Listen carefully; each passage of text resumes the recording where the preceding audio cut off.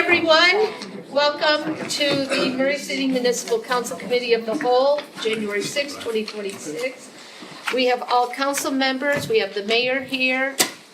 I only feel like there's somebody should be here. We have Jennifer and Patty, welcome everyone. Our first agenda item is the approval of minutes of November 25th, 2025, December 9th, 2025. If I will take a motion and a second.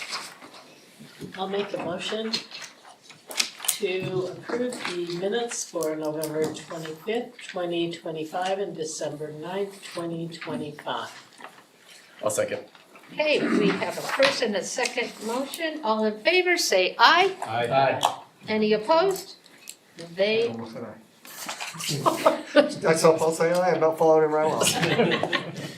the minutes are approved. Our first agenda item is discuss a resolution authorizing the execution of a sub-recipient agreement between Salt Lake County and Murray City relating to a community development block grant provided by Salt Lake County to the city for replacement of the Murray City Senior Center roof. Jeff Martin present.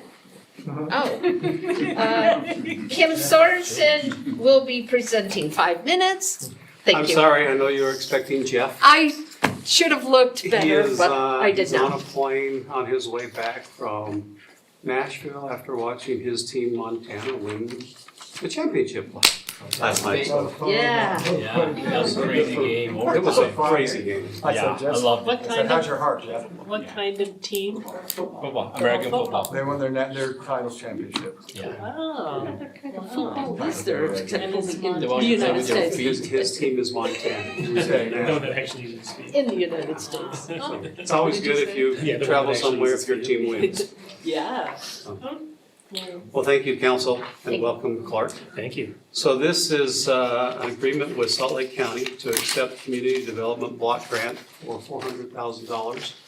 Alvon and Jeff applied for funds to cover the cost of replacing the senior center roof, fascia, and soffit. So in 2 weeks, we will bring this to you for a vote and to approve a resolution to accept that $400,000. Any questions? I do. Okay. Why is Salt Lake County involved? Do they have part ownership of the senior? No, it's community development block grant. Okay. And it's a grant that we sometimes use for things like this. There's some criteria that are tied to the grant, and the senior center is one building that we have Okay. that meets that criteria. Okay, thank you. Question. Is there a certain amount of time the building needs to remain active? That is a great question. Originally, it was 15 years. We struggled with the 15 years because, as you know, there's talk of needing a new senior center. It's 5 years, and we're fairly confident that we'll be using the building for at least 5 years. Any other questions? Somewhat associated. We get CDBG funds from the county and we give it to them, correct? How long is that agreement in place? Like when do we, is it 3 years? I can't remember, we just did it. I remember we did it last like a year or two ago and I was just trying to remember how So, long. yeah, I don't know how I long it think is, it's 3 but years. you're right, Is it we three? give it I'm to the positive. county and they And then they use it the with funds it. in areas that are well needed, and then there's about a block of, I think this year there was about a block of $1 million that were pulled out in cities that give it to the county could apply for money for needs like this. Also, it Sorry, go ahead. it says that it's after July 1st and to be completed by September 30th. Do we have plenty of time? So we had hoped to be in the process already of replacing the roof. Salt Lake County has drug their feet. I suspect that we're gonna be given an extension, not because of us, but because of the county. I was wondering, okay. But Jeff he has competitive bids and he's ready to move forward as soon as we have an agreement. Great, thank you. Another question. For the CBG grants, is every community if we use it for this, does that mean we're less likely to be able to get it for other things, and were there other things? that we- Maybe not. We just don't know. We are looking at the possibility of applying for some next year or the year after to replace the HVAC systems at the senior center. And you just don't know each year how many applications there'll be. Hopefully, fingers crossed. Right?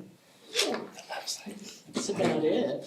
Yeah. Did you know we used to do this in-house, the CBDG? Oh, really? The council used to do. Oh, okay. And then I don't know if this is a great terminology or not, but they contracted it and we go through the county and then they do that. But these guys have such a major connection to them, they can get those grants. Used to just, they still give them out, but we don't have to, the council doesn't have to do that. Don't have to administer it? Yeah, Okay. kind of a hard thing to do. I know, we're getting more than we used to. We used to get nothing. Yeah, That was so to frustrating. split up among 25 people Yeah. that would come in and would, I know, want to give it to them. yeah. Okay, any other questions for Kim? Alrighty, thank you. you. Alright, our next agenda item is discuss a resolution approving an interlocal cooperation agreement between Murray City and the Central Utah Water Conservancy District for funding for the city to participate. Let me make sure, okay. It's us. Because I'm not mentioning any names until I see faces.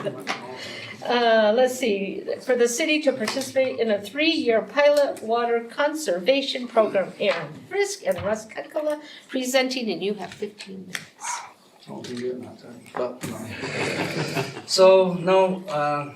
Hello everyone, and welcome Clark Thank you. for your first meeting, right? So this is just a resolution to approve a interlocal agreement with the Utah, Central Utah Water Conservancy District. So basically, we're out there installing AMI meters that do a constant read, right? The power's doing the same thing on the power meters, and we read off it, we read to them, and then it goes to our computer system. And so it's a 24-hour read, right? And so with this agreement, it's basically free money. They'll support it, and we get a platform called Yopify. So if there's constant flow for 24 hours, this Yopify will flag and send us a flag saying that they have a leak. It could be their toilet leaking, or it could be their service line leaking. But then we'll be able to contact these people, send them a text, an email, a letter, saying that you have a constant flow. You should check these things. This is water conservation, right? It'll help people that have leaks get on top of them or fix them leaks. And that's what the main thing is about. Aaron's actually been involved with it more than anybody, dealing with it, so I'll let him speak on it, but we're just asking to approve it. It's no cost to the city. It's a 3-year pilot program, and so it's a no-brainer, basically. Yeah. In 2 weeks, we'll ask you guys to approve this resolution. So in the packet that you did receive, you'll see that there's costs in there. So those costs will also be covered, the rest of the costs in the city will be covered by the Utah Water Transparent Billing Grant that we already approved by the Division of Natural Resources. So that'll cover the next 3 years, the rest of the city's costs for the Yopify platform. Yeah. So that's why it's gonna be, How did we get that? so I applied for it through the DNR. Good job. Division of Natural Resources. Yeah, so we have been looking at different portals for the AMI data. So the importance of AMI data for water departments are to give customers information. So we've met with a handful, 4 or 5 different platforms out there that'll provide a portal to our residents to see their water usage. They're expensive, they are very expensive. And another bad part about it is they have to sign up for the portal. And best case scenarios out there is people are only 10 to 15% customers are signing up for a portal to see their water usage through the AMI data. So this allows us to directly communicate with all of our Murray City water customers through Utah code that can give them notifications of leak detections, conservation messaging, so it'd be targeted messaging. It's not just gonna be broad-based. We'll look at individual customers and say, maybe there's irregular water usage here, maybe there's overusage. It'll be very targeted and, you know, it won't be broad-based. I have a constituent that reached out to me concerned about possible privacy issues with this information being gathered and collected by the city. What can you say about that? It's all cities, it's all, city information and we protect it, to all the state code. So, and Yopify has a pretty extensive, service, security agreement as well that our IT and, city attorneys have looked at and approved. Yeah, we've met with them and they know the new regulations Yeah. on that right now. We discussed that, a couple weeks ago in the office with Yopify and how they're gonna protect that information. Okay. So, And Murray City's, in full control of all that information. So we And control. all the Do communication. we store it, Yes. the we store it. information, or is it stored online? no, it's, So we store it and then it'll also go to the cloud on Yopify's side. So it is available on the cloud? Yes. So, I'm gonna piggyback on this privacy. Define in the contract to move GLs where it says non-personalized water use data. What does that mean?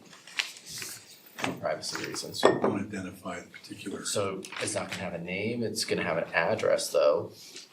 Like, how does We non-personalized? will know who it is, Okay, right? I don't know the job rights, we know who it is. okay. And then part 7 says the district agrees not to sell, distribute, exchange, or provide any personal data acquired pursuant to this agreement. So Yopify can't sell their data that they've acquired from us. Correct. Okay, They've essentially agreed to abide by the state privacy law. okay, good. Thank you. So when you notify the customers, are you done with your presentation? I don't wanna, I No, don't wanna go We'll take too any long. questions, yeah. Oh, We give you all the Because I didn't information. know if. Russ wouldn't allow me to do a PowerPoint. Yeah, like, no, so- Well, there Because you brought your computer up, I thought you were gonna, and then we're gonna. That's hilarious. it's the truth though. You can send it to us later. I'll give you 1 in 2 weeks. Okay, is there any other cities that are on this? 35 cities. 35 So if you cities.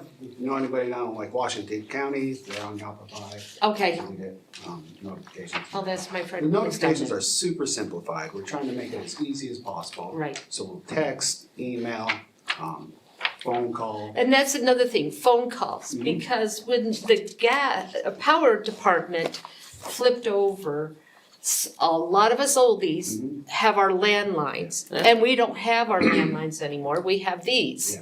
So how will you let the residents know that if they have their landline, they need, So whatever data, If they still whatever have their data we landline. have when they signed up for the utility bills, yes, so it's probably an email, their address, a cell phone number, a landline, an okay, email. So we We'll have them things that we can contact them that way. They also can opt out of this if they don't want it. Yeah. Remember that. okay, They can Yeah. opt Okay. out and you can opt back in if you wanted to. Oh, okay, okay. oh, Good deal. So if you didn't wanna get a text message on it, you wanted an email, you could opt out of your text message and probably just, You can opt out of the service completely. it's completely as well. Okay. So, oh, okay. That's good to know. We have that at our cabin in Summit County and it works great. I mean, it I really think is. Rocky Mountain also has it and now the power has it. Xfinity, any utility. Same. Directly Yeah, communicate. so it's great. We got a notice, Cindy got a notice that our old number's on, so she called. Yeah, and I called did Brenda's what, yeah. office Okay. and switched ours into our phone line. Okay, and I really like the landscape. So neighbors leaving their water on and flooding people's backyards. That's And high great. usage, it'll be flagged also. Water wasters, it can be flagged. Will this also go to businesses or Yes. just with businesses? Anybody that's hooked up to Marie Water. It's a But if customer they opt marijuana. in, they could opt out. It's up there. Yeah. Okay. Okay, and, let me see what, So above Ninth East is not, It is not. I know. Stops right there. They can waste as much water as they want. Hard line. do whatever you want. Annexation. I think this is really worthwhile if we're saving water and we're not receiving snow at this time. Well, like I This said, is- you could have a leak on your toilet, you don't even know it. Yeah. And you don't know until you get the bill. And Well, it's not or big enough, you don't even know it's leaking and We'll it's be a able little to- leak. Or we'll in be your able to tell- sprinklers. We'll Yes. be able to tell, the residents how much water is leaking by too. We can say it's 10 gallons per minute, we'll be able to show them it's 100 gallons per minute. We can say, hey, you're looking at 250 gallons per minute, so, you know, You got a good leak. As, or not. Yeah. as someone who's had a leak, and we go through an equal payment plan, we didn't notice it. We were looking at the gallons, we were looking at the total, right? Yeah. Exactly. It's still 65 a month, pay it, you know? When we found out about the leak, it'd been leaking for nearly a full year. wow. For the next year, we paid a ton on water, even though the leak was fixed, because it was based on previous year's usage. So I appreciate something like this. Oh, yeah. So what I took from that is the Great Salt Lake is empty because of you. No, that's Riverton. Grab a It's from my yard over there. I love green grass. So And Doug Hill. Yeah. I do have a serious question. Year 4, it says that 7,600 is our cost if we keep this going, and year 5, it's 9,500. Are those locked in rates, or they could change it within the next? They could change it, so it's a 3-year pilot, so Central Utah Water, if they're getting good information from us. So right now, Central Utah Water, they don't have any data to know what rebate incentive programs are working well, so how effective they are. So if they're getting great data, it's helping them create better incentive programs, then they'll continue this from here on out. They'll do like a 50-50 cost share. So the continuation in years 4 and 5 is based upon what the district wants to do, not necessarily what we. Plus, it gives us some time to Based on it. get through it, right? And see if it's something we like and it's working for our residents and they like it. So let's say the district doesn't want to do it in year 4, but we do. Is that an option to keep it going just as Murray With the City? Opify, Yes, yes, yes. yes. Yeah.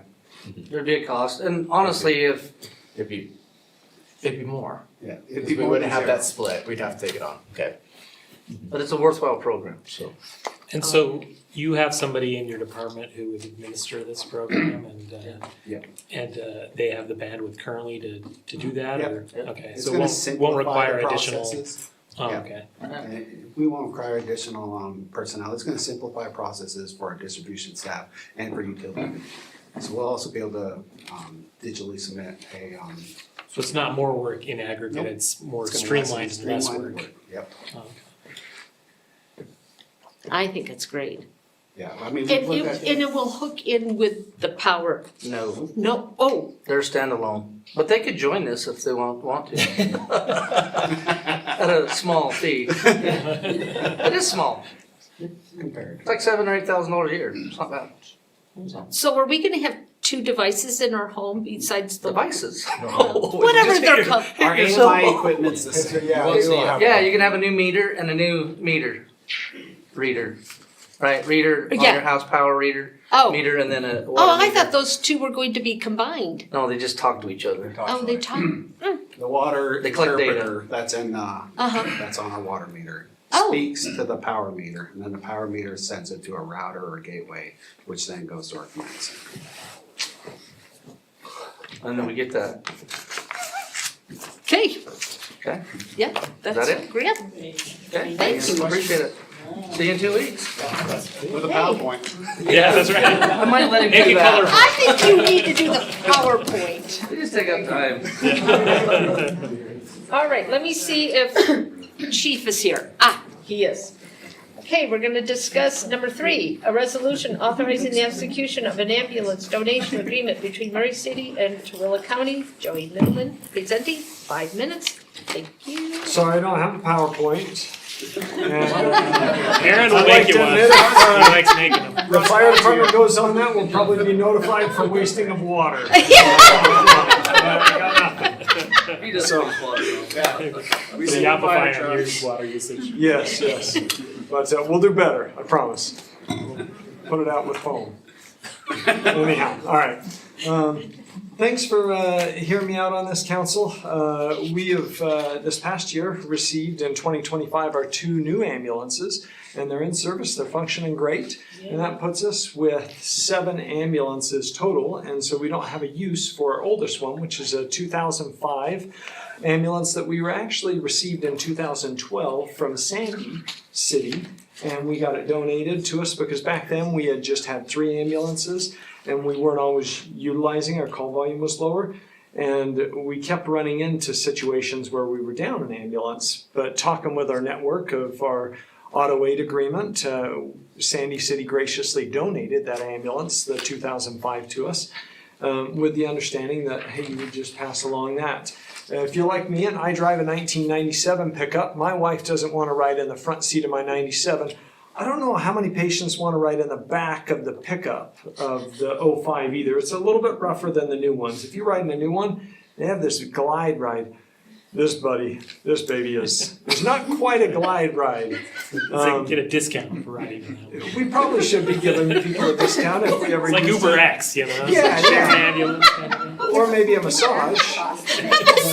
Yeah. Anyhow, Tooele has a great use for it. It would go to their search and rescue, and they would be able to utilize it for the warming as well as their gear hauling. And as I reached out to our neighboring locations, they said we would be so honored and, gracious to receive that. And I said, I think that's a really good use. And so that's what I would like to present at council meeting next time, is just a donation agreement. Anytime, there's a value to this, but being that we received it as a donation, I feel, and that's the agreement that we just had a handshake on, that we would pass along with that.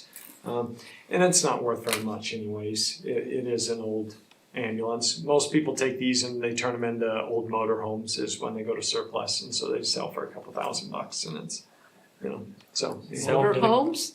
the Ghostbusters. Yeah, places like that. It's not far off.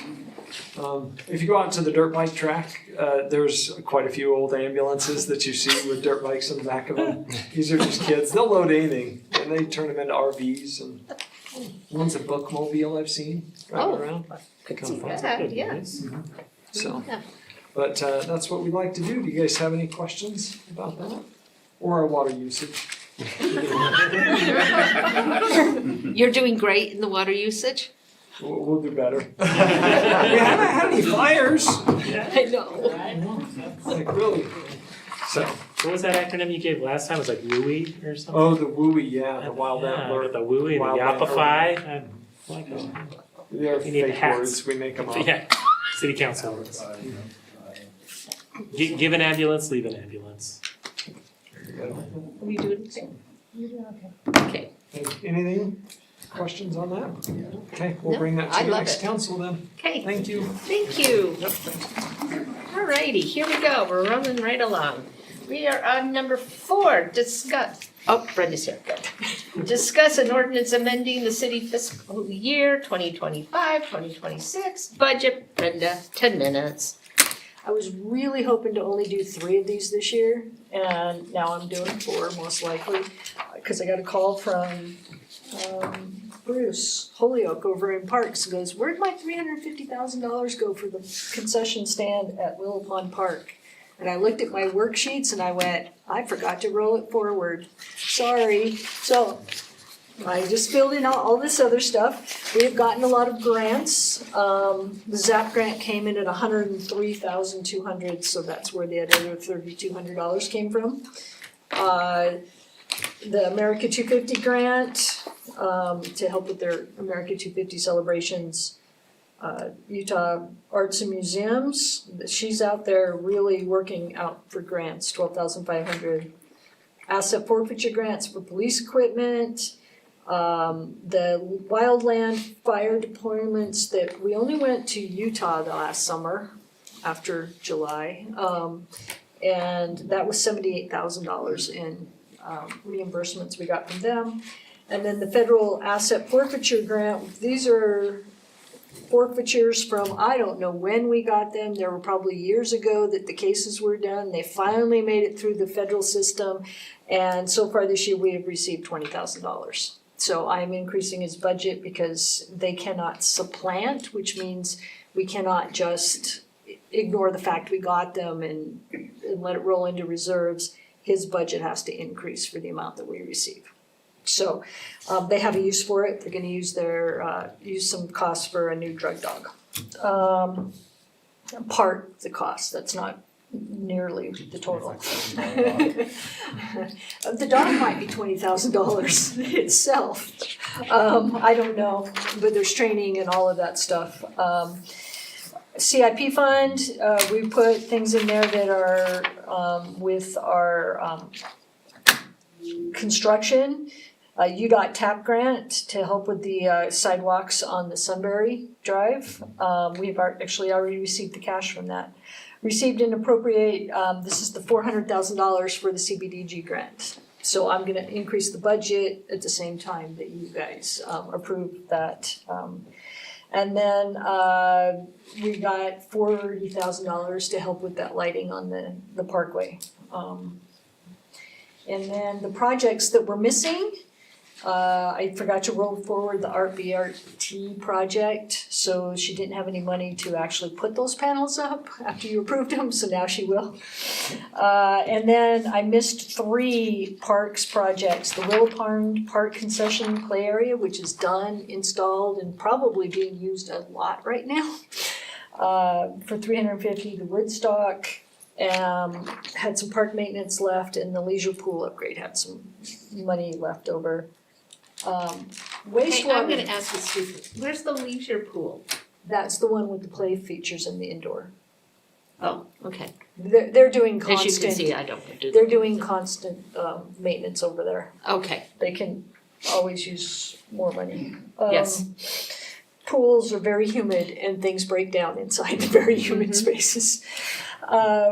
Rollover projects, so I got those. Wastewater fund, they sold an old camera van for $138,000. Well, some of their new equipment was $20,000 more than they had anticipated, so we just increased their revenue budget to recognize the sale of that van, not the whole thing, just part of it. And used it to offset the increases that they needed for this year's equipment. So it's a win-win, that old camera van, somebody is making good use of it. That one we purchased, our new one we purchased last year. Then they surplused it and somebody paid for it, and now this new equipment, part of it was, I pictured a little robot that goes sideways to look in the laterals, so they're running down the main line and then they can go look at something going this way. So, which is pretty cool. Where is this on the memo? Wastewater fund, number 12. Nope, 12 I have is Tyler Enterprise to cloud. Really? Yeah. Oh, this is one that I found out after. This one will show up, because I'm looking at the new version, the January 2nd. Oh. This one I left off, I just found out about it. So it was, it will be on the new memo that you get next week. oh, okay. It's an addition to the one you've got. Number 12 on the other one is the Tyler. That one, we need to move to the cloud so that we can get upgrades to our current finance system. It's the one that runs utility billing, it runs payroll, HR, finance. We're gonna move that to the cloud, and then it will cost more per year once we get it up there, but they have basically end of life our current version. And we need the upgrades that they are doing. So we have found most of the money for this year except for the $20,000. Should have highlighted that one was new. I'm trying to think of what else. Oh, the $20,000 for the federal asset forfeiture is probably new too. It's probably not listed on there. Cause I saw an email from the Fed saying, oh, you've now got 8,000 and another 6,000, and I said, I wonder how much we've collected this year. So, those two will be added. on the final one. Any questions? Good No news is questions? I'm not taking anything out of reserves except for roll forwards. I thought we allocated money to go to the cloud already. For Tyler to go to the cloud. I thought we did that in the budget. Is this? For Tyler to go to the cloud? It's in 3 years from now. Okay. It wasn't in the current budget, it was listed as a plan for, I think, next year. There is a price increase coming and they could do it sooner rather than later, and we determined it was probably better to get it done. And so it's kind of moved forward. Okay. Yes, it was out there, but it was not one of the ones that was approved for this year. It was in the plans, in the 5-year plan. And we thought it was gonna be very expensive to get them to move it. It's only $12,000 for their time and effort to move it to the cloud, and then the increased cost in the, So the total cost per year for Tyler will be, it's $100,000 more. $286,000 or so. And it goes up 5% a year, just like every piece of software we have.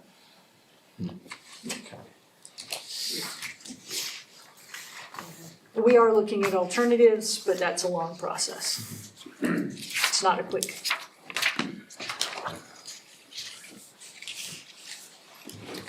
Any other questions? No, guess we don't. Thank you, Brenda. Thank you. Okay, we're now on to our reports from interlocal boards and committees. We have 5 minutes. Are we okay on time? Yep. Okay. First, it will be me, Legislative Policy Committee, LPC. Here is the update that I received in November from our last LPC meeting, ULCT Successful Legislative Ideas. Who knows what's gonna happen in 2026? We're all waiting for these people on the Hill to decide what they wanna do and what they wanna bring forward to our cities.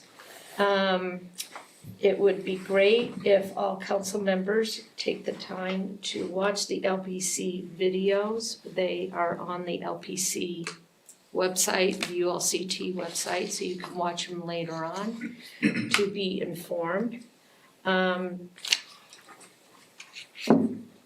That's about it. But there are things that are coming.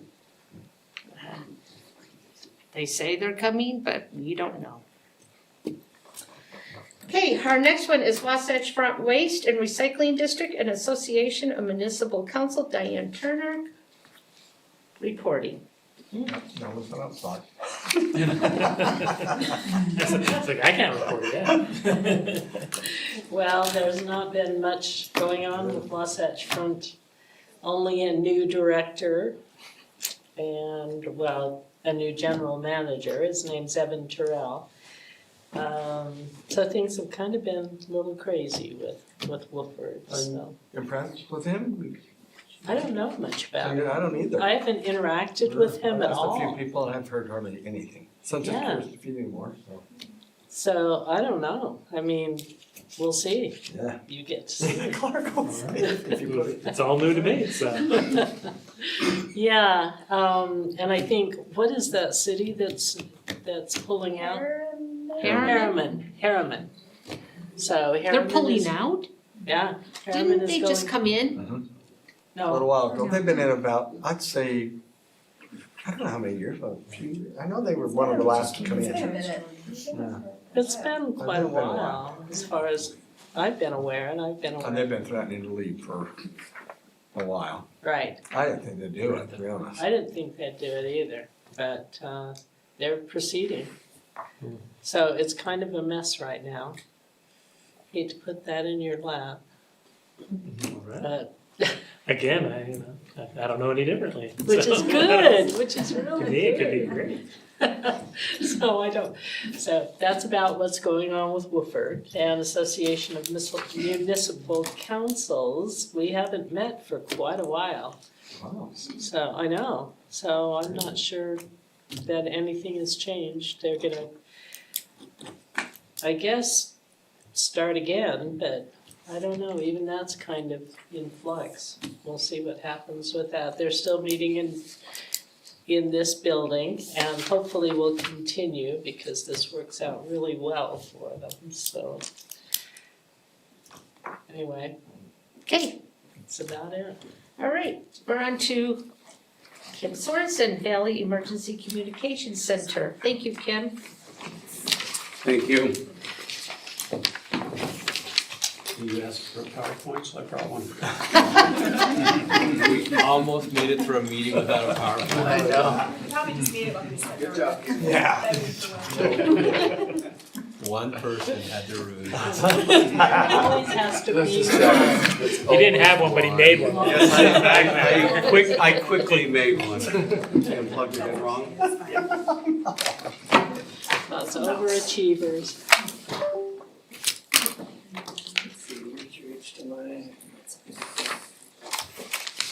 Thank you.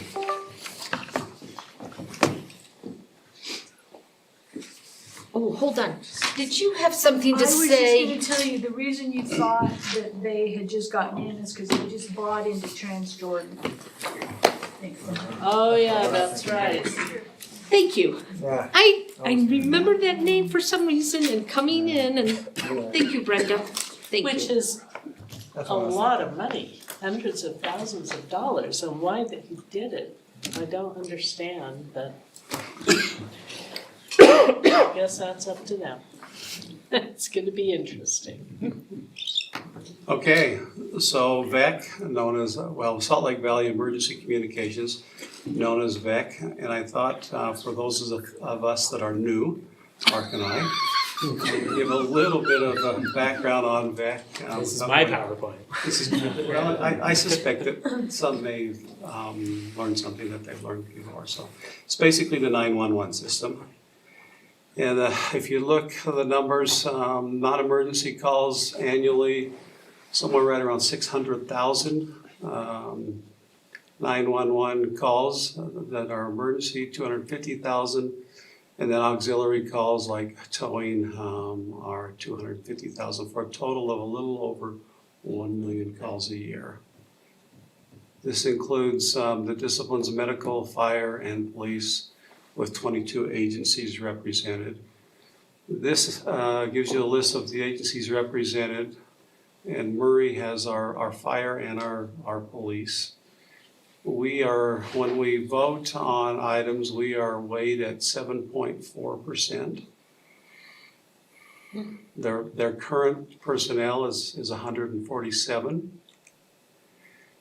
This is a charts of Murray's calls in 2024. You can see on the left side, the police average somewhere between low 3,000s up to about 4,000 a month, with a total of 42 plus thousands calls in 2024.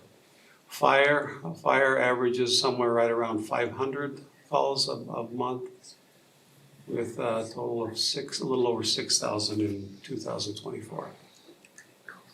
So VEC is currently facing some challenges. I'll go through these challenges really quickly.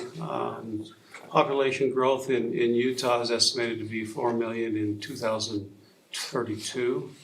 Well, in 2015, we're at 3 billion, so you can see it's an excess of an extra 1 million or 33% growth in that time frame.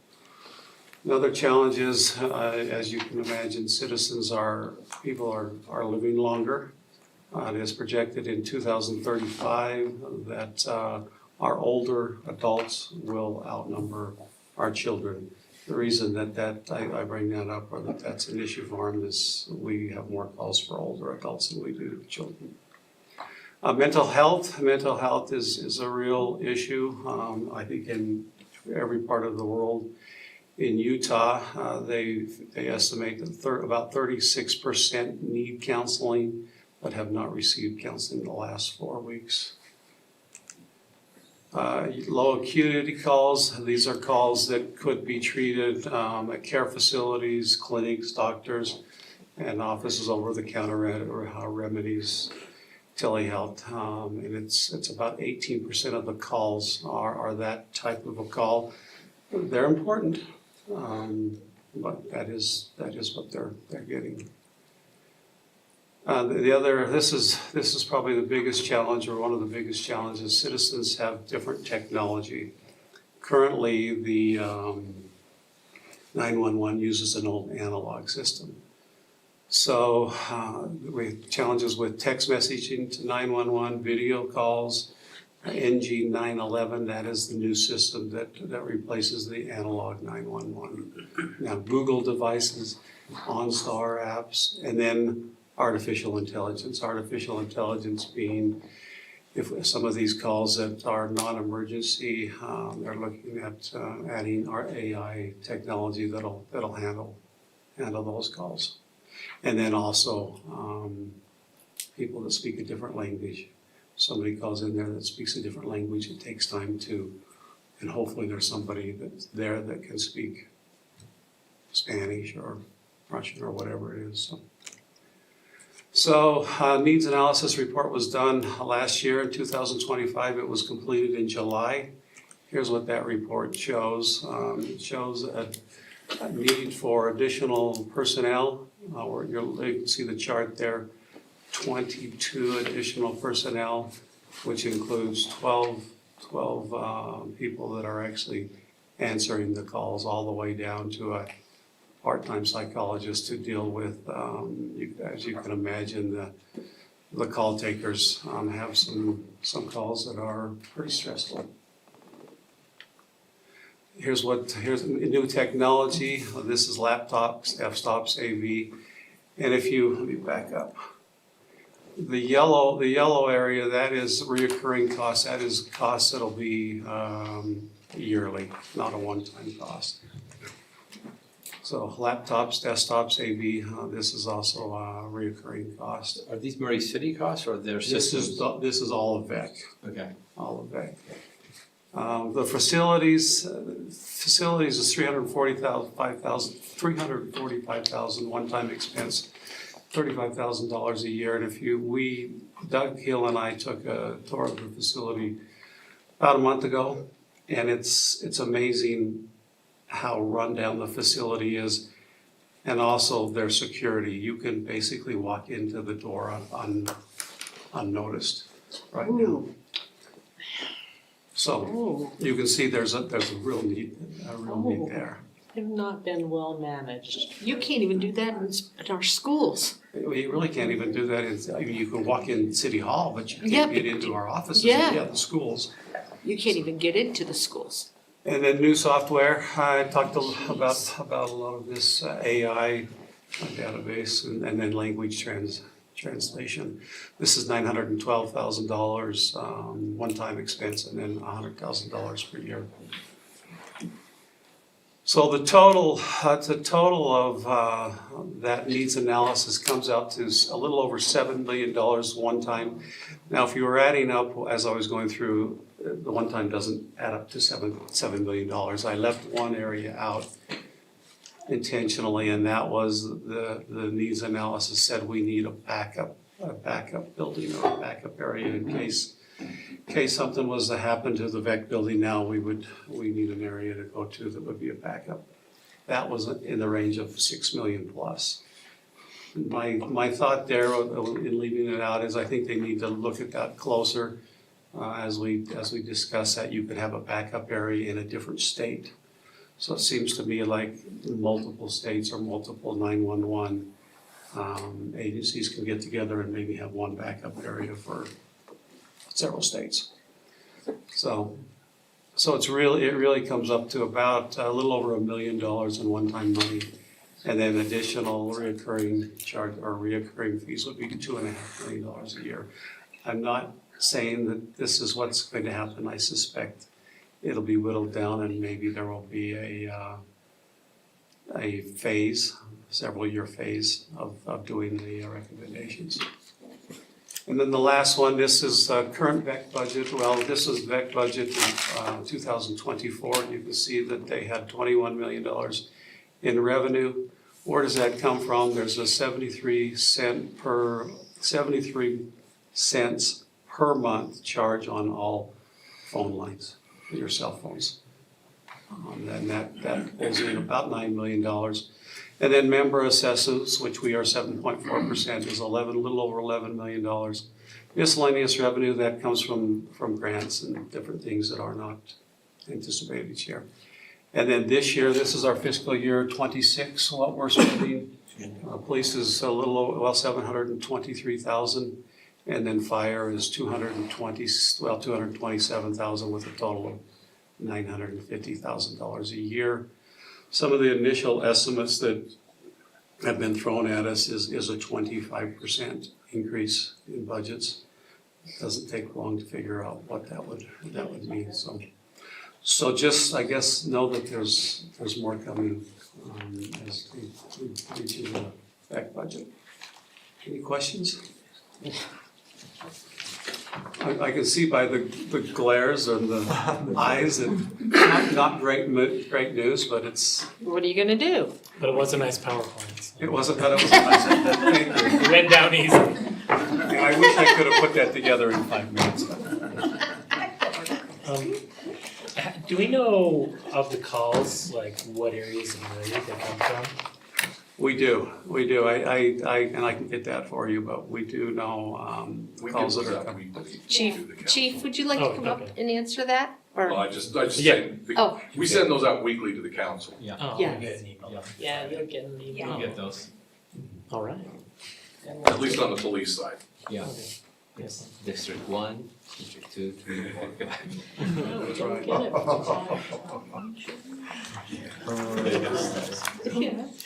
Yeah, Paul. Yeah, it's got it. thank you, Kim. Thank you. Thank you. If there are no other items, then we are adjourned till the MBA meeting, which starts at 6:25. Okay, 6:25 it is. Thank you, everyone, for coming.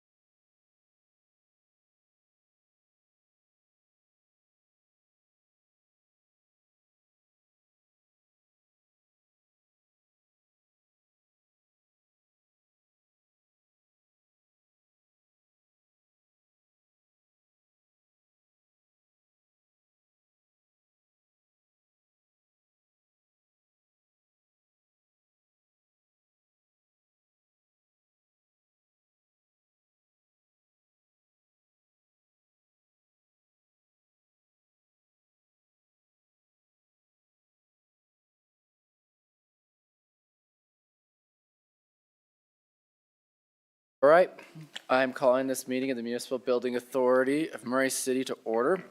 Our first matter of business is the approval of minutes for November 18th, 2025. Do I have any additions, corrections, or changes?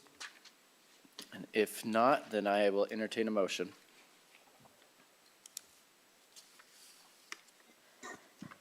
I will make a motion to approve the Municipal Building Authority minutes for November 18th, 2025.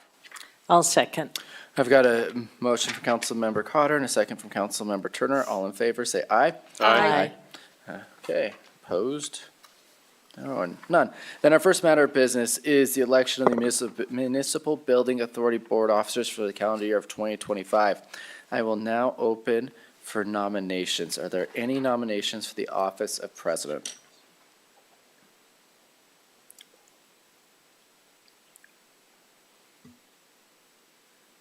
I'll nominate Paul Pickett to be president of the NBA.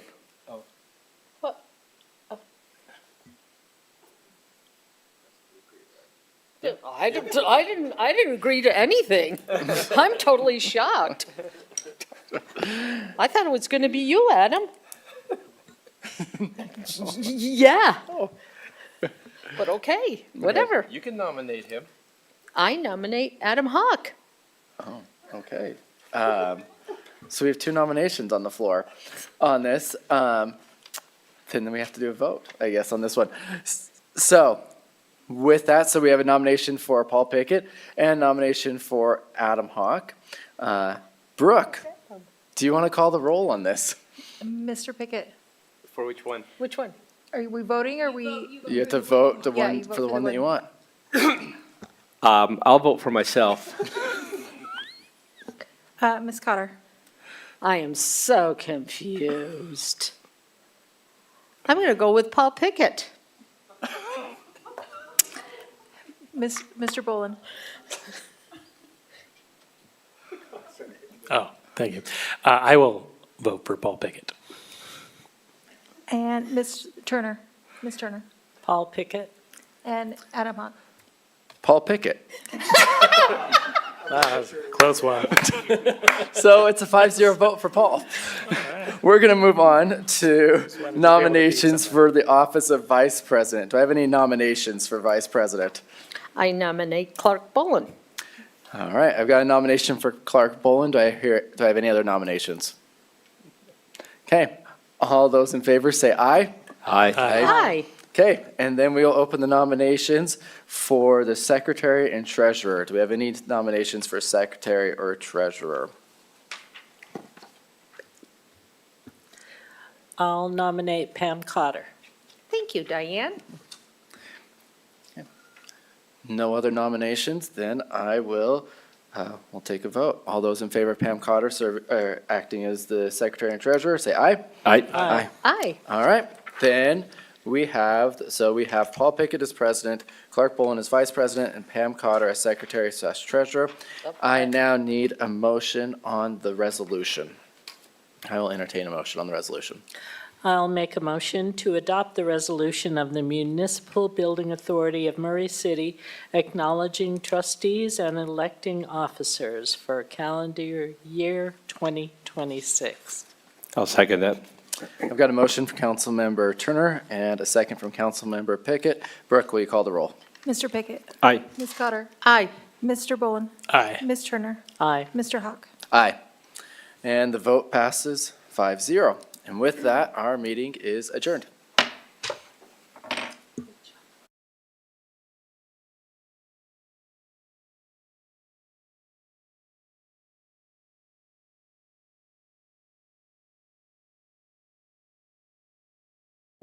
It is time to start our Murray City Municipal Council City Council meeting January 6, 2026.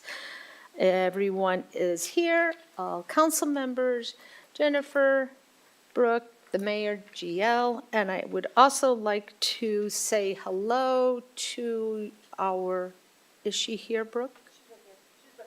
Oh, she's right here. Thank you. I was looking out there. This is Deputy City Recorder Amanda. Welcome, Amanda. You're shadowing Brooke.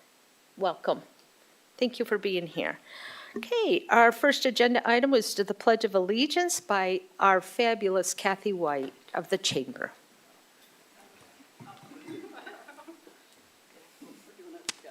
Oh, we're doing. Ready? I pledge allegiance to the flag of the United States of America and to the republic which stands, one nation, under God, indivisible, with liberty and justice for all.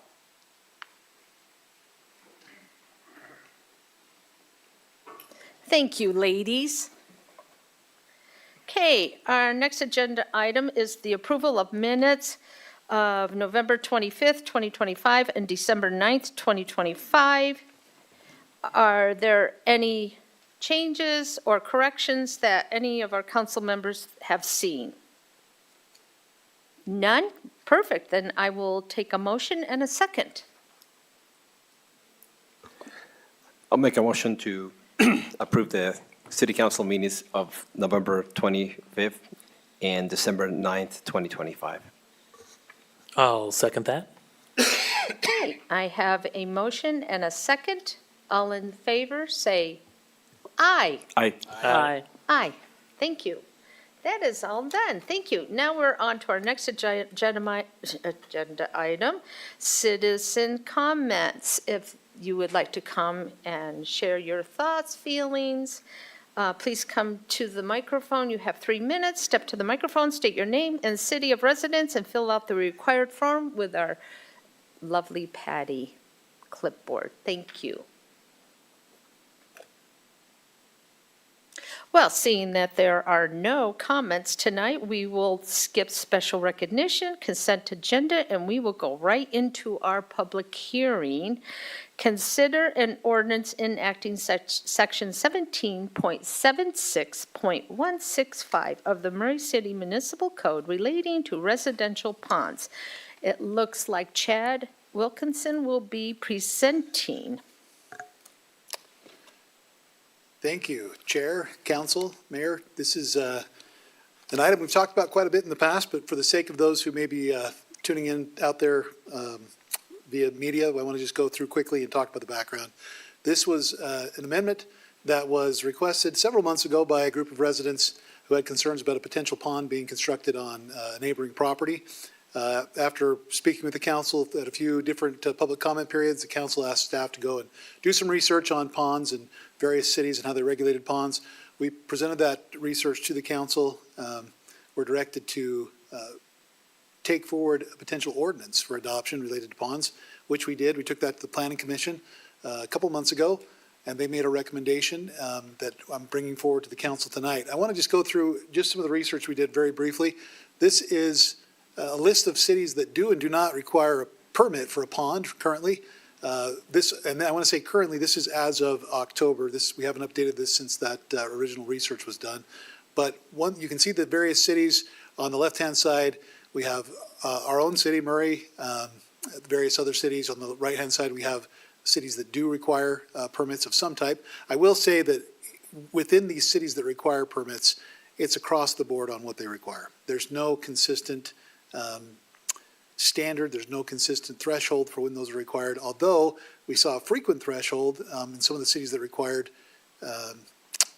permits of that 24 inches and 5,000 gallons as the threshold for requiring a building permit. That's an important threshold. I want to come back to it. Notably, as the council directed us to create an ordinance, we went to Harriman City. We had looked at Harriman City as part of our research. They had a very detailed process for their ordinance. They had detailed thresholds. They had a lot of good information. We thought that's a good place for us to start to customize an ordinance towards something we could do in Murray. As we contacted them and reached out on the second round after we had done our initial research, we found that there was nothing on their website anymore about ponds. So we reached out personally to them, to their building official, and found out that they had discontinued issuing permits for ponds. So we asked why. We reached out again to the building official and said, what made you change your mind? What made them change their mind was recent changes to the International Swimming Pool and Spa Code, where a lot of these cities have been taking, I guess, their lead as far as when to require a permit or not. In that code, that a sentence was changed in that code to say very specifically that these standards in that code were meant to be only applied to swimming pools, to things that were designed specifically for swimming wading and not in other circumstances. That gave Harriman City enough pause to say, we don't think we're in a very, we don't have very strong footing for requiring the various thresholds we did, which were based on some of those other codes. So they no longer require a permit. Now, we had that discussion with our planning commission, and as a result of that, the ordinance that we had originally proposed to them, which is there on the screen in front of you, they requested and recommended a modification be made, and that is that a building permit not be required at all for these ponds, but instead that some very simple and straightforward standards related to ponds, things like requiring that they have a liner, things that require a minimum setback from property lines to mitigate any potential impacts that might occur to adjoining property, and also just, I guess, codifying what we already do and what every other city in the state does, which is that if there's something that involves electricity, if there's an electrical permit required, or electrical, a pump or something else that requires electricity, lighting or other things, that would be required to have a permit. That's something we've done for a long time, so no real change to our current practices. So that's the recommendation of our planning commission. Just to give a brief background, I'm not going to spend a lot of time on these slides because we have gone through some of these in the past, but this is a typical setup for a pond. You can see for a residential pond, there's typically a liner, some kind of a pump, various plant materials that make up that pond. I'll give some examples. This is what you typically see before the rocks and things go down around the pond to hide some of these liners. But on the one side, you've got a precast, prefabricated liner that's a certain shape. On the other side is something that's very typical, which is this very thin plastic type membrane that's used as a liner. Very, very typical for those. And then one other option that's used on very big ponds is this bentonite clay, which has some properties that allow it to, once it's properly installed, it allows it to become a waterproof barrier that holds the water in. These slides really apply to a discussion about what those thresholds should be, but again, however we look at this, there really is no strong correlation between the thresholds that a lot of cities use for requiring permits and what the reality is of a pond. So I wanted to show this just to show what a typical 5,000 gallon pond would look like compared to a typical pool. So a typical pool, 15 by 40 or so, about 20,000 gallons. Typical pond of 5,000 gallons would be about, you can see on that red square, that's about the size related to a pool. And then you can see I just did on that little trampoline to give you another idea, because ponds are rarely rectangles or squares. Maybe that's a little bit closer to what a pond would look like, but that's about a 3,300 gallon pond if that was a pond and had that same diameter. A couple other examples. This is what you would typically see for a pond. Of course, they're not usually square or rectangle or even round. They meander. They have various arms that go out. Another example of a pond. This is a pond from Murray City. This is a pond in someone's front yard. This is over on the west side of Murray, and this is right outside this person's front step. This is notable because this was a person who reached out to us after hearing about this discussion, who's a member of the Wasatch Front Pond Owners Association, and had some good input as we were creating this ordinance. So the reason I had those various exhibits up showing ponds and pools and the various distinction between the two is that we want to consider a couple of things. First of all, there are some similarities, obviously, to ponds and pools. They both hold water, but there are very notable differences. Usually, ponds are not meant for swimming or wading. They're meant for decorative purposes, or perhaps keeping fish, or just having a nice architectural, or a nice aesthetic feature in the backyard. We do, as far as regulations related to mosquito abatement, those are already taken care of with our current mosquito abatement district. They work very hard and have good cooperation from most pond owners on mosquito abatement. DWR regulates all the sporting types of fish. They don't regulate those ornamental fish that you see a lot of times in ponds, but those regulations are sufficient to make sure that the types of fish are appropriate for those ponds. And in fact, mosquito abatement district will give out fish, right? They have mosquito eating fish that they'll give out occasionally.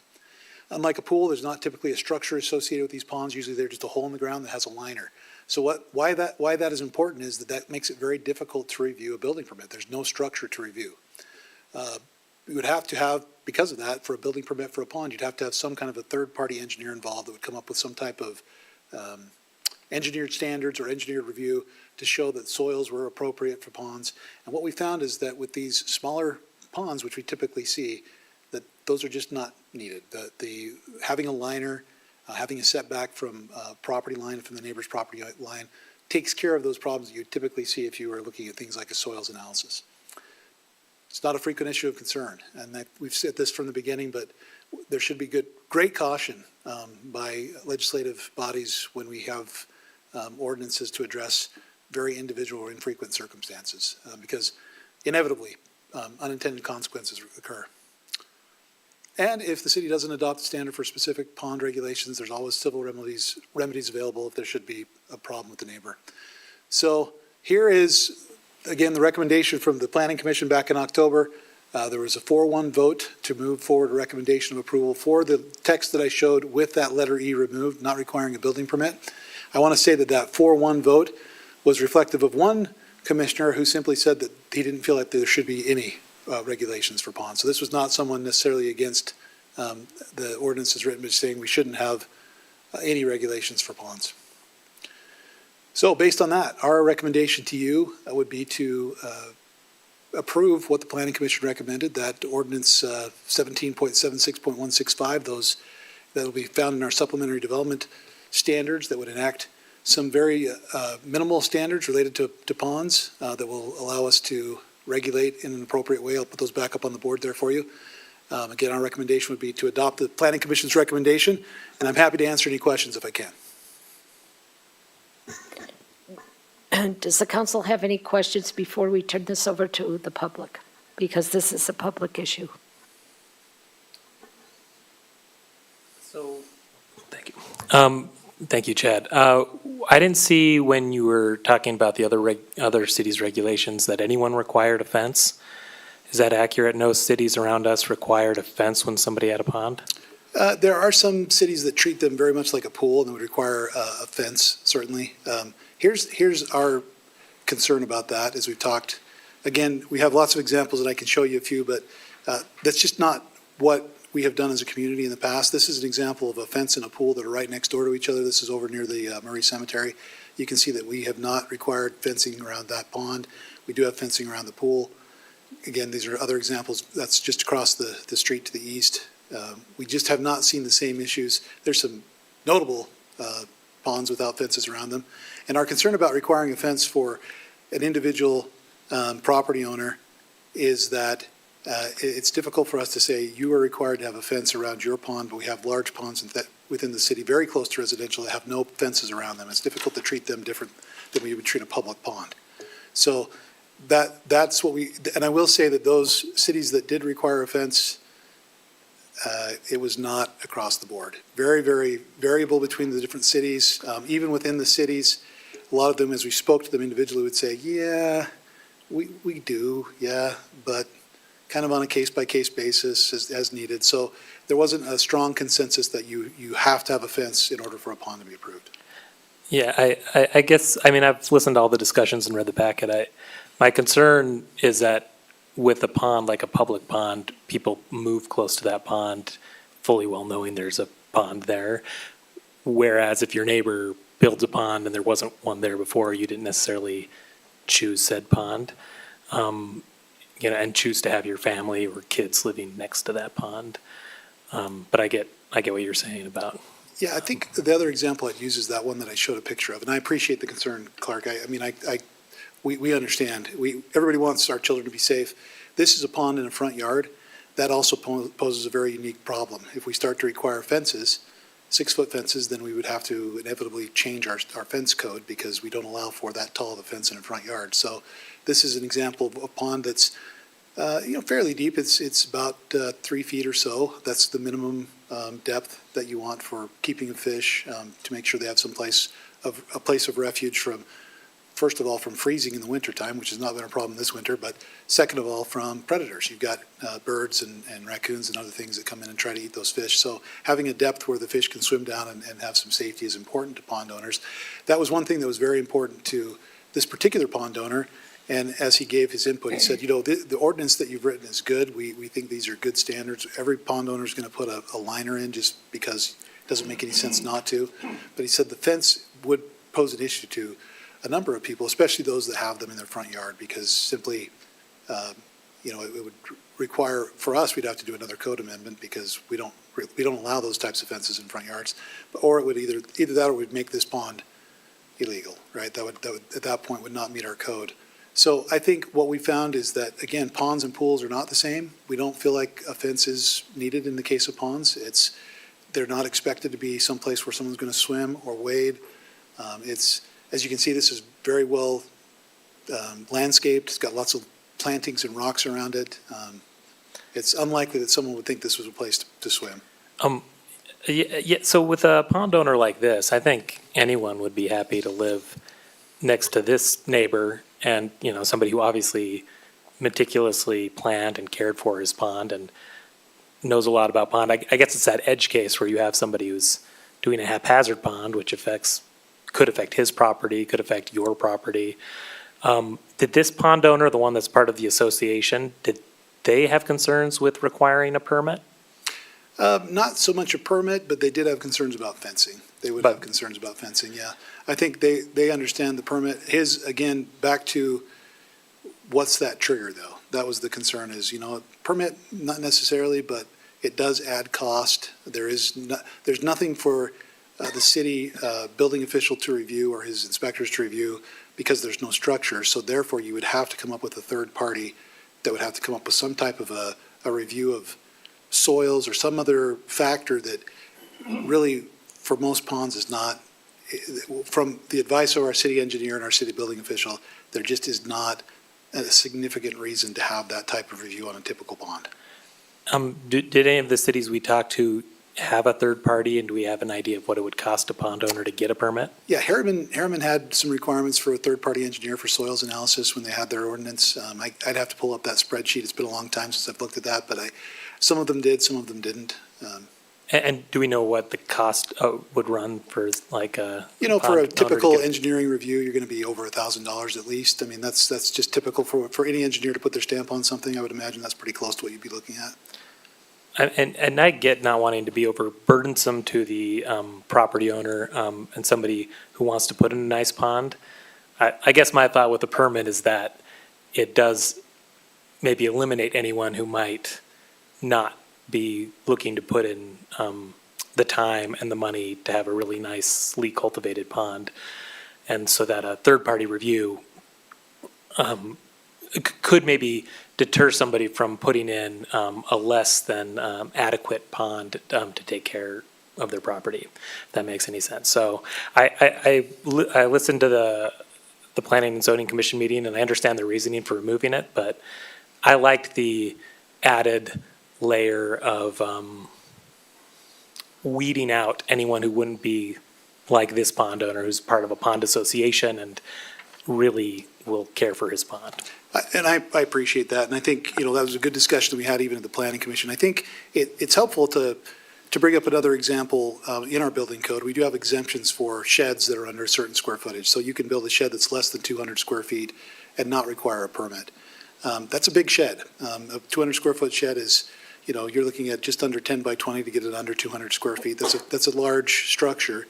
We don't require permits for it because there's, I guess, a thought process that many communities have adopted that there's a certain size of building that that doesn't need that type of permit, that we don't need to have go through the cost or the additional burden on a property owner to build that shed, even though some of the issues with that shed would be identical to a shed that was just 2 square feet bigger, right? So I think there is good cause for saying there are certain things that we just, the added benefits are not high enough to require that additional cost for a property owner to go through that process. That it's, we have our city engineer, our city building official that have both looked at this, other building officials in the state that have said, it's just, these are not typically something that cause a great amount of issues, because frankly, there's also some constraints and costs just from the size of a pond, right? So that's the thing that I guess we would have concern as staff is, where is that threshold for a permit if that's the case? And would every pond require a permit? Would some of these smaller ponds be exempt? And that's where we get into, no city had a good standard for a threshold. Most of those cities relied on a code that has been strengthened to say you really shouldn't be using these code standards to apply to ponds. That's not what we intended them for. And so that's what gives us pause, is where do we then draw that line and say this is where a permit should be required and this is where it shouldn't be required? Right. And so if it would have passed with the permit in the planning commission, then we would have had to figure out later where the threshold was? Or did the permit, it original had a language- threshold proposed. It was Oh, that, it did. it was that same threshold that Harriman City and others have adopted, that, The 24 inches and the right, that 1,000 we would gallons. now have some pause with that, yeah. Okay.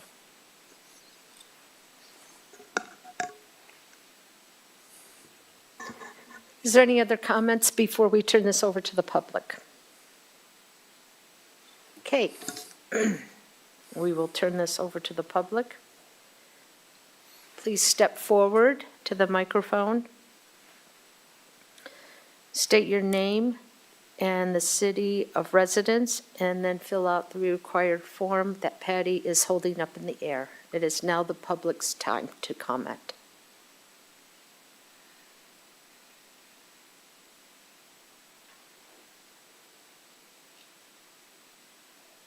Seeing there is no public comment, I will close the public comment and turn it back to the council for any other questions or concerns or conversations with Chad. Would you like a motion? If we're ready. Okay, I think we're ready. Okay, go ahead. All right, I'll make a motion to adopt the ordinance enacting Section 17.76.165 of the Murray City Municipal Code relating to residential ponds. I have a motion by Councilmember Turner. Do I have a second? Just for clarification, is that with the modification by the planning commission? With the, Is that with the recommended modification by the planning commission? Yes. Okay, thank you. I'll second. okay, we have a second by Councilmember Boland. Point of order, Porter, just okay. to clarify, so Go. E is off as part of this, correct? Yes, E is Okay. off. A building Got it. permit is Yes, required it's for ponds this. that are greater than 24 inches. We're only considering A, B, C, D. Okay, so we have a motion by Councilmember Turner, a second by Councilmember Boland. Mr. Boland. Aye. Ms. Turner. Aye. Mr. Hawk. So I am hesitant on this one because we haven't had very many incidences with ponds in the No. history of the city. None, so I'm hesitant to move forward with anything, especially if we're striking E. I don't see this ordinance adding much to our code, and I'm hesitant to add E onto it, as we've mentioned, because I do feel like it adds a burden to our residents if we go forward. So with that, I'm a nay. Mr. Pickett. Aye. And Ms. Cotter.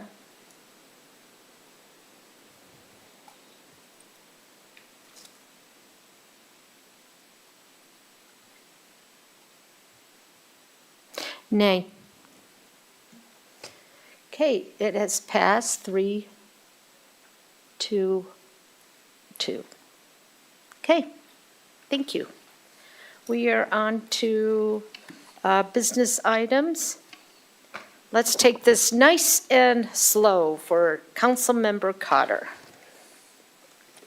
So we get, yep. So, first item is to consider a resolution approving the mayor's appointment of representatives to boards of interlocal entities and to a community development corporation. Mayor Hales, good evening, Mayor. Presenting. Thank you. Would you like these separate or together? can we just do these all together, or do we have to do? Yeah, yep. Okay. You got it.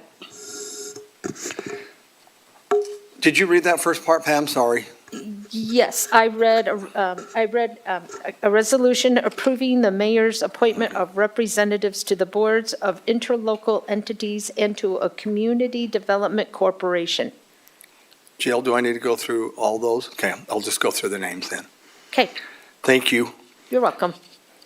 Greg Ballon as the city's representative to the Utah Associated Municipal Power Systems, UAMPS, board with Matt Youngs as the alternate representative, Mayor Brett Hales as the city's representative of Central Valley Water Reclamation Facility Board with Ben Ford as the alternate representative, Kim Sorensen as the city's representative to the Salt Lake City Emergency Communications Center, VEC, board with Craig Burnett as the alternate representative, Russ Kakala as the city's representative to Transjordan Cities boards with Josh Hill as the alternate representative, Kim Sorensen as the city's representative to Utah Telecommunication Open Infrastructure Agency, Utopia, board with Brenda Moore as the alternative representative, Brenda Moore as the city's representative to the Utah Infrastructure Agency, UIA, board with Kim Sorensen as the alternate representative, Councilmember Clark Bullen, by the way, welcome Clark, Bullen as the city's representative to the Wasatch Front Waste, which is Woodford and Recycling District Board, Greg Ballon as the city's representative to the Intermountain Power Agency Board, API, with Matt Youngs as the alternate representative, Greg Ballon as the city's representative to the Intermountain Power Project Purchaser Representative, with Matt Youngs as the alternate representative, Kim Sorensen as the city's representative to the Metro Fire Agency Board, Mayor Brett Hales as the city's representative to the Jordan River Commission with Bruce Holyoke as the alternate representative, Elvon Farrell as the city's representative to NeighborWorks Salt Lake Board. These appointments shall take effect immediately, and we have a correction here, dated today, the 6th day of January 2026. Thank you, Mayor. Okay, I'll Oh, turn that it- felt good to catch that before you guys did. I could see it written all over Adam's face, trust me. I was waiting with bated breath. No, that's why I didn't breathe. Okay, is there any questions for the mayor? I do have a question, probably simple answer. A lot of these have alternates, but a few don't. Is Yeah, that- they're, the board, on the ones that don't have representatives, the bylaws do not allow for an alternate. Okay. All right, yeah, so for Woodford, I'm in. That's right. I won't get hit by a bus. Diane and I tried to get that changed a little bit, but that didn't happen, so. Okay. Okay, so if we do not have any other questions for the mayor, I will take a motion for this. I make a motion to approve a resolution approving mayor's appointments of representatives to the boards and local entities as read. Second. Okay, I have a, goodness, my brain is totally dead today. Sorry, people. I have a motion by Paul Pickett and a second by Adam Hawk. Brooke? Mr. Bolin? Aye. Ms. Turner? Aye. Mr. Hawk? Aye. Mr. Pickett? Aye. Ms. Cotter? Aye. Thank you. Okay. Now we are on to our next one. Consider a resolution appointing the chair and vice chair for the Murray City Municipal Council for calendar year 2026. Okay, I have my notes, so let's proceed this. Okay, I would like to make a nomination. hold on, one Oh. second. What? Okay, we need, nominations are now in order for officers of the Murray City, Council. Got the budget in front of me. For the city council's calendar year for 2026. Are there any nominations for the office of council chair? Yes, there are. Thank you. I would like to nominate Yes, Councilmember Hawk okay. as chair. Huck. Do I have We do not need a second. Nope. So, Adam Hawk, Councilmember Adam Hawk has been nominated. Are there any further nominations for the office of council chair? Seeing there is none, Councilmember has been nominated. Are there further nominations for the office of council chair? None. Thank you. So, those in favor of Councilmember Adam Hawk as council chair, say aye. Aye. Aye. Aye. And those opposed? So it has passed that Councilmember Adam Hawk is the council chair. Thank you.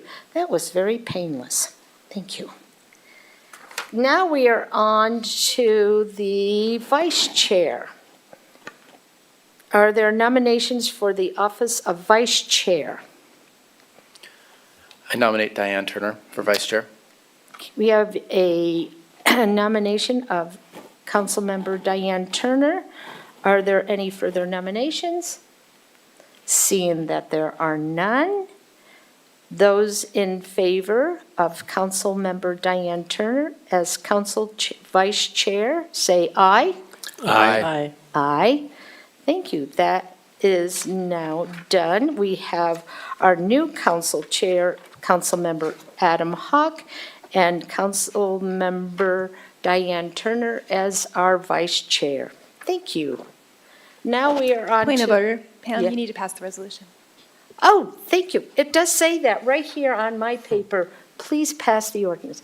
Okay, so we will go and we will pass the ordinance for the appointing the chair and vice chair for the Murray City Municipal Council for calendar year 2026. Do I have an motion? I'll motion to approve the resolution, appointing the chair and vice chair for the Murray City Municipal Council for the calendar year 2026. I'll second.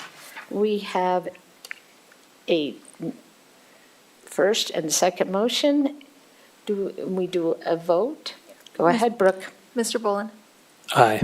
Ms. Turner, Aye. Mr. Hawk, Aye. Mr. Pickett, Aye. Ms. Cotter. Aye. Thank you, everyone. Now we will go on to number 3. Consider a resolution appointing the chair, chair and vice chair of the Budget and Finance Committee of the Murray City Municipal Council for calendar year 2026. Okay, are there nominations for the office of Budget and Finance Chair? Yes, Okay. And I nominate Councilmember Cotter Thank as you. chair of the budget. thank you. We have a nomination of Councilmember Pam Cotter as the Office of Budget and Finance Chair. Are there any others? Okay, seeing there's none.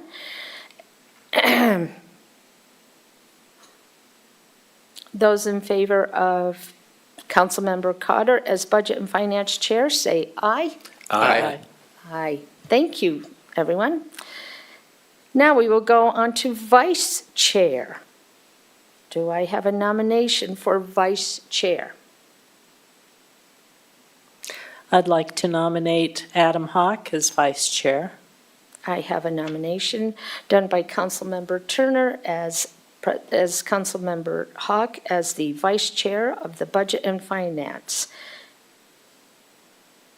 Those in favor of Adam Hawk to be Vice Chair of the Budget and Finance, say aye. Aye. Aye. Thank you. Brooke, we don't do that. No, we're done. Thank you. No, point of order. Yep. We Oh, gotta yes, now we pass. have to do the resolution. So I will take a motion on the resolution appointing the chair and vice chair of the Budget and Finance Committee of the Murray City Municipal Council for calendar year 2026. I make a motion that we approve the resolution about regarding the Budget and Finance Committee Chair and Vice Chair for calendar year 2026. Okay, I have a motion by Adam, I got Adam on my head here. Paul Pickett, thank you. Do I have a second?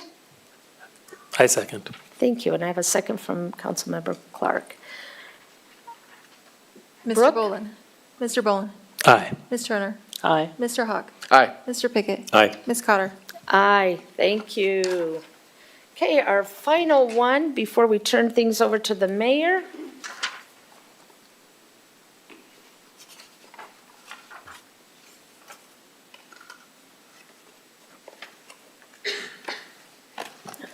Let me get to my material. Is the appointment of council members to the boards and the committees. We have a resolution approving the city council appointment of representatives to a board and a committee. First one is a council member to the Association of Municipal Council. Do we have a nomination? I nominate Councilmember Pam Cotter to be the representative for the Association of Municipal Councils. Thank you. And everyone, do we need to have a second one? No? Good. Okay, everyone. You what? All in favor? That's what I thought. Everyone in favor, say aye. Aye. Aye, thank you. I never know if I need to call Brooke or not. Brooke, just keep looking at me. Okay, we have, our next one is to the Utah Leagues of Cities and Town Legislative Policy Committee. Do I have a nomination for that board, or that commission, whatever? I nominate Diane Turner to be the representative for the Utah League of Cities and Towns Legislative Policy Committee. Okay, everyone is in favor of having Diane Turner to be the representative to the Utah Leagues of Cities and Town Legislative Policy Committee, please say aye. Aye. Aye. Thank Wish you. me luck. You will be fantastic. You'll also need the luck. And what did you say? I'll also need the luck. Oh, it'll be great. Nothing major going on. And now we need, thank you, Councilmember Pickett, for reminding me that we need to pass the resolution. So do I have someone that will pass the resolution approving the city council's appointment of representatives to a board and a committee? I would like to make a motion to approve the resolution for appointing city council members to represent these boards and committees. Thank you. I have a first. I'll second. We have a second. Thank you. Mr. Bolin? Aye. Ms. Turner? Aye. Mr. Hawk? Aye. Mr. Pickett? Aye. Ms. Cotter? Aye. Sorry, I was totally brain dead and I was so prepared for this, but I guess it didn't work out. But we made it through. We did. Here we are. Okay, so our last agenda item is the mayor's report and any questions that we may have for our lovely mayor, newly elected, brand new. And very lovely. One day. Thank you. And I know that you guys know this, but we, GL, Chad, myself, Kim, and I, that threw me in twice, meet every Monday at noon, or is it 11:30? Noon, in our boardroom upstairs. You're welcome to always come.